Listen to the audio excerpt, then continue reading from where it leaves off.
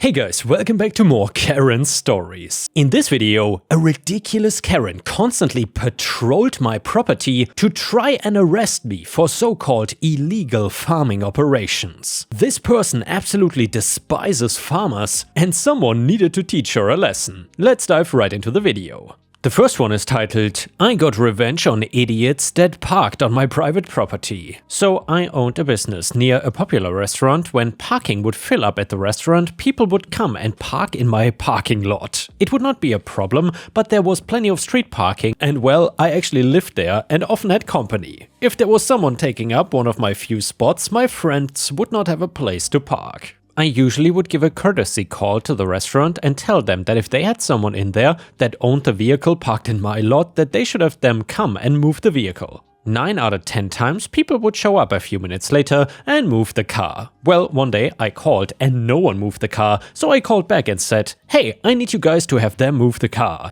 They told me that they informed the owner that they were parked in my parking lot and asked them to move it, and the owner said that they would not move it and that I was more than welcome to call a tow truck. I put on a southern accent and told them that Billy Bob was gonna get the tractor and take care of things, and then hung up. It just so happened that I had a bunch of heavy machinery parked right near my place because we're in the middle of relocating, so I parked a bunch of very large tractors all around the person's vehicle, making it impossible for it to move. A few hours later, the owners were knocking at my door asking me to move my tractors, and I told them that I would not, and that if they wanted to call a tow truck, they were more than welcome to, knowing, by the way, that a tow truck would not be able to move any of these giant machines. They called the police and the police showed up and explained to them that but what I was doing was perfectly legal and then left. The people hung out in my parking lot for about an hour until they started offering me money to move the equipment. I made a quick $300 that night and sent a clear message to the restaurant, who now has signs warning people not to park in my parking lot if their lot is full. I would not have done anything ordinarily, but the fact that they told me I could call a tow truck if I wanted to showed me that they knew the laws there and knew that since it was private property, I would have to pay out of pocket for the tow. Douchebags. Edit, I was sure this comment would not get read. Thanks guys, let me give you some background though. I lived in Kona, Hawaii, so things are a bit different here law-wise. I started the business when I was 18 thanks to my father, giving me a few months free rent and a place to live. It only had a few parking stalls, with all of my father's heavy equipment from his orchard being stored there. It was very limited. The car was a rental, which meant that they were probably tourists. When you live here, you learn how to recognize the rentals. Many people suggested I could have it towed for free, but I've had to pay in the past to have a car removed. Could I have gotten a contract with a tow company to have the cars towed at the owner's expense? Well, probably, but I rarely had issues and it was a pretty small business in a small town. And yeah guys, by the way, the first story was from r/bestof, which pretty much features the best comments on Reddit, and I think this is a really interesting subreddit because these are usually stories that have not been read before, since they are not a traditional Reddit thread but instead just a long comment written by someone. Very interesting to say the least, and if you enjoy my content, please don't forget to subscribe and like the video, since that would help me tremendously. Now let's move on to the title story, which is titled Karen constantly patrols my property to arrest me for illegal farming operations. So I used to live on a small farm in Lancashire, England. After being fired from a corporate job, I uprooted my life to start fresh, buying a few acres up north. This was when land was much cheaper than it is today, by the way. So I had an uncle in the farming business who taught me everything I needed to know about agriculture, including the particular laws for the local area. He strongly urged me to not mess about with agricultural law, so I didn't. I was not a fan of the strictness of certain rules, but I trusted his experience and judgment not to question it. For starters, I built a large vegetable garden and got a few chickens, thinking it would be enough to keep myself self-sustainable until I was ready for more. About 6 months after I settled in, the local area got another new inhabitant, causing quite a stir around the community that rarely ever changed. Sadly, a friendship with this new neighbor was not to be, as Karen was an absolute snob and did nothing to hide it. Even in her first conversation with me, she had the gall to talk about the filthy and smelly farm around the corner, not realizing she was actually talking to the owner. I had hoped revealing it was my farm would embarrass her a little, but it had the opposite effect. As now, Karen had someone to direct all her unreasonable hate towards. When I asked why the hate, she said that all farms were unsightly and lowered the property value for everyone around them. It was clear from her appearance and manners that she was a wealthy retiree that had moved to the countryside for some peace and quiet, though picked a very unusual spot for someone that hated farms as much as she claimed. Not yet put off by her very aggressive anti-farming stance, I asked why she decided to move into a house next to farms. The reply I got was shocking. She looked as horrified as if I had told her I'd run over her family dog. Karen looked at me and said, "How dare you tell me where I can live and cannot live?" She stormed off before I could fix the misunderstanding, and so began that long feud.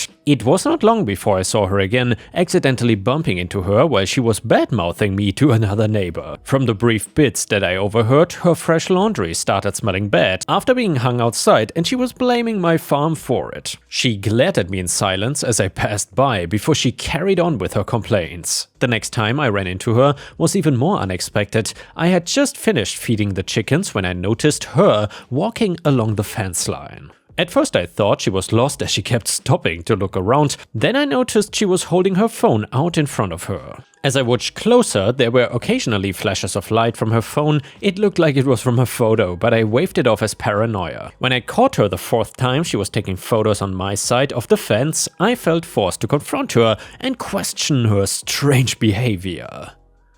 Karen claimed to be on the lookout for illegal activities in the local area, and when I asked what that had to do with me, she brushed off my concerns. Karen had got it into her head that she was the new sheriff in town and I was a crook waiting to be caught. With matters escalating, Karen had the nerve to trespass right in front of me as I caught her nearly entering the barn, camera phone in hand. She was not thrilled by my sudden interruption. Karen quite bluntly told me that if I refused to let her inspect the area, she was gonna report me to the authorities on illegal charges. I refused her, as I imagine any sane individual would in this situation. However, this seemed to only strengthen her resolve, as she assumed if you've got nothing to hide, you've got nothing to worry about. It was hard to argue, but I still did not want this angry lunatic wild on my farm, so I still made her leave. She left quietly, but from the fire in her eyes I knew she would be back again.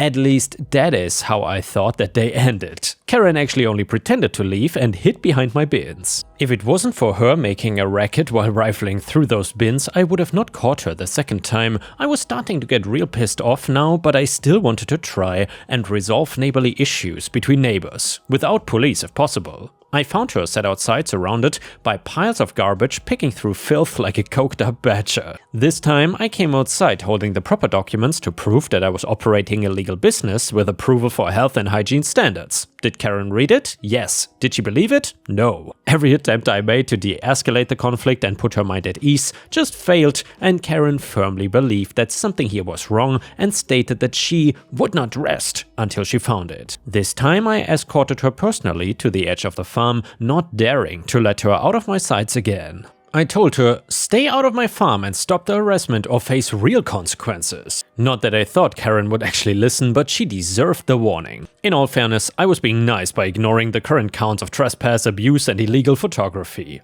It would seem Karen listened to my advice a little bit as a week passed quite quietly without any sign of her. I then started to get house calls at suspicious regularity, starting with a local council official following up on a noise complaint. Being a known face in the area, I understood at this point that I was in no real trouble, and after a friendly chat they went on their way. The next day, I received a visit from an animal welfare officer who received an anonymous tip on neglect and improper care, and again after a friendly chat and a quick look around my farm, they were happy to be on their way. The third time is the only time that really made me sweat. A government agricultural inspector arrived for a surprise inspection of the farm to make sure I was still following regulations. The inspection itself took a full 3 hours, and during it I noticed a familiar menace, Karen, standing by my fence and watching the whole thing. After a tense morning, the inspector left without inflicting any serious penalties or anything, taking half of my Saturday with him. Upon seeing the inspector leaving without argument, Karen stormed back into her house, probably furious that yet another attempt to ruin me had failed so miserably. I assumed at this point Karen had run out of names in her phone book as the house visits stopped as suddenly as they had begun, though I felt like I could not let myself relax too soon. I was right to still be worried, as a neighbor spoke to me a few days later showing me an odd flyer that she said had been posted everywhere. It read, "Drugs, disease, pollution. Samson's farm must be stopped. Join me and kick out this illegal farm." Karen, if nothing else, was tenacious, and I now realized if I wanted her to stop, then I had to stop her. Karen had failed in getting the law on her side and now turned to Joe Public, the neighbors, to fight for her instead. I knew my other neighbors as good, honest people, so I didn't think that would work, but I couldn't risk the chance. No stranger to the law myself, I looked and looked for ways to throw it back at her, and after hours of searching, I had finally found my ace in the hole. As Karen had previously complained, she kept getting woken up at dawn by my chickens and hung her laundry out to dry early. I had noticed her on a few occasions shaking clean the clothes and doormat across her lawn. According to the obscure UK Metropolitan Police Act of 1839, it is still illegal to shake a rug, carpet or mat outside before 8 AM. It sounded like a delicious irony that she could be arrested for a noise disturbance while my chickens were protected. Part of me wondered if I should stoop to the same level of pettiness as she had, but I didn't have to think of it for long before finally making the call.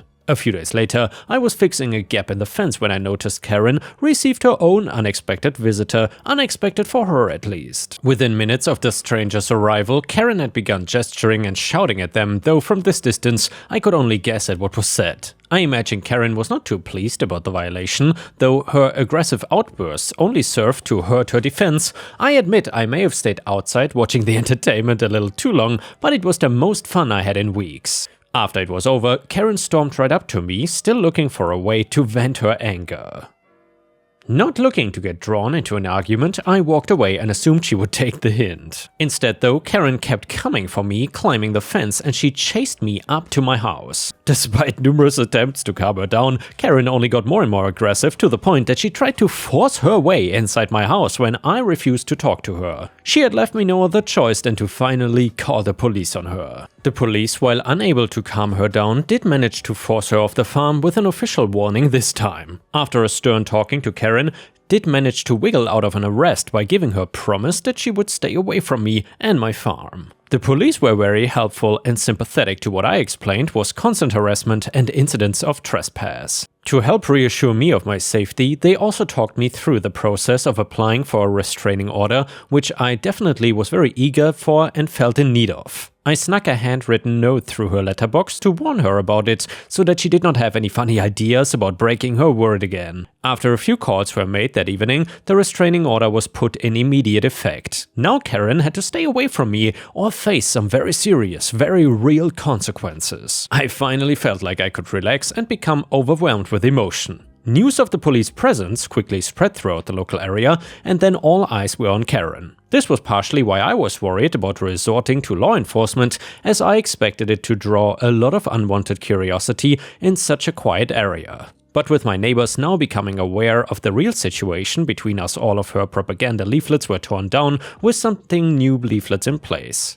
Basically, someone had designed a new leaflet completely disparaging and humiliating Karen for all her lies. In the wake of all of this negative attention, Karen was forced to publicly apologize if she wanted to avoid mob justice. I am hoping now that she has learned a valuable lesson about keeping her grimy nose out of other people's business. Farm life continued peacefully after that was all wrapped up, and I'm pleased to say I've not had another single issue with my neighbors since. And yeah guys, as you all know, never mess with a farmer. You just cannot beat them. And now let's move on to the next story. It starts like this. After finishing the academic season with decent exam results, a long summer and a good college was just around the corner. This was only topped by the big party I was planning for my birthday next week. The days leading up to the party flew by, and it was here before I knew it. My parents, being the socialites that they are, could not stop themselves from going overboard, inviting every family member, friend and neighbor to an already crowded household. My dad then brought his tuned 1964 Shelby Daytona supercar out from the garage.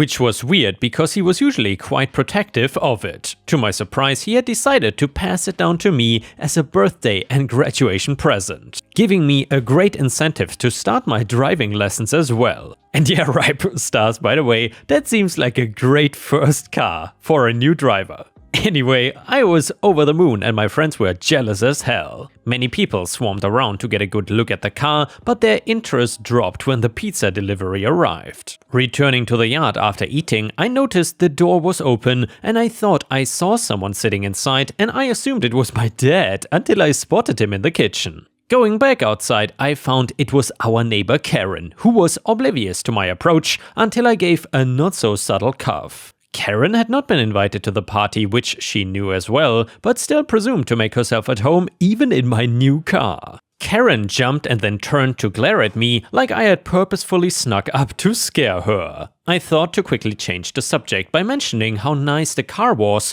which she agreed as she rubbed her sweaty palms across the dashboard.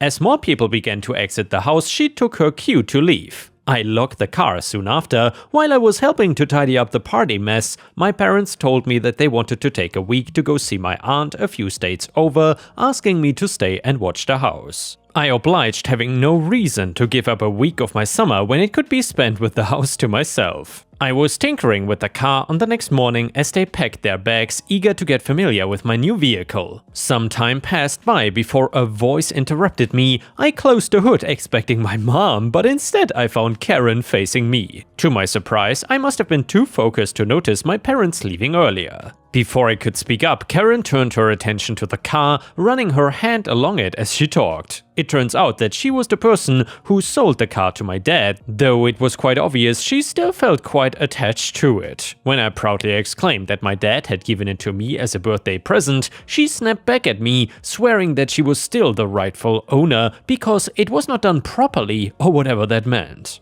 The conversation hung on awkwardly after that until she excused herself and I went back into the house. I was starting to wonder whether a week alone was such a good idea after all. And well, my mom called me later to tell me that they got to the place safely and I told them about Karen's visit and they were not pleased. My dad explained that she was forced to sell some items to pay off a court order, though he warned me not to mention it as she could get very annoyed about it.